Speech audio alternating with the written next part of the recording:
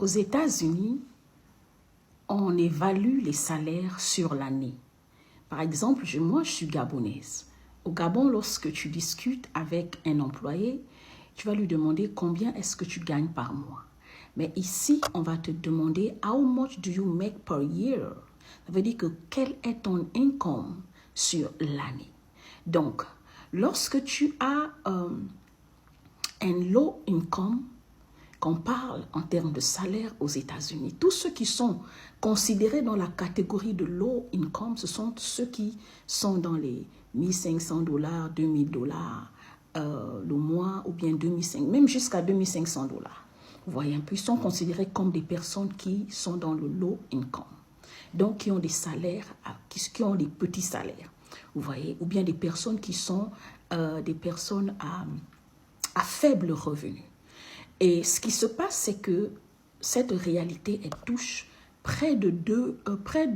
sur une échelle de 2% de la population américaine vit encore sous le seuil de la souffrance, la précarité, d'accord? Mais l'avantage, c'est que ces personnes peuvent bénéficier, par exemple, des food stamps.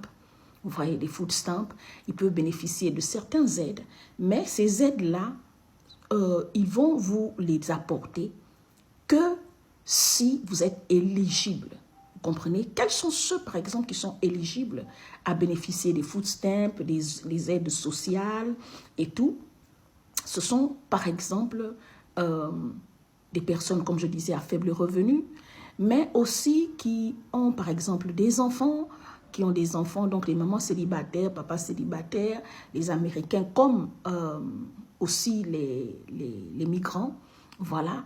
Et ensuite, ceux qui ont, par exemple, les handicapés, ceux qui sont employés. Donc, ça veut dire que si tu es un employé, puis tu as perdu l'emploi, il y aura des aides qui vont, ils vont te venir en aide, par exemple, pour trouver le travail. Ils vont te donner une carte qui va te permettre d'aller faire les courses, certains achats gratuits, voilà. Ils vont te verser un petit financement. Ça veut dire que si, par exemple, j'étais employée à la santé, puis j'ai perdu mon emploi et je n'arrive pas à trouver du travail, à partir de 1 mois, 2 mois, je peux déjà faire une demande au service social pour qu'ils m'apportent de l'aide à payer mon loyer, voilà, surtout payer le loyer et payer à manger.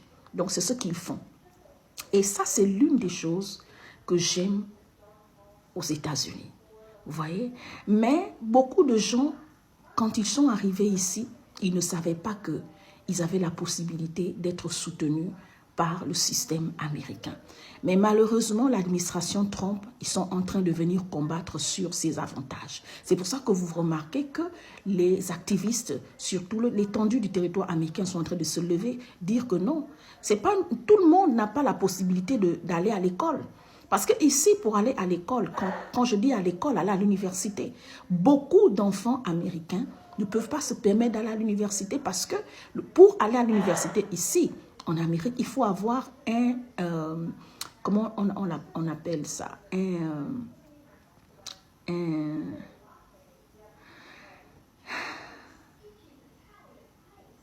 faut avoir un sponsor.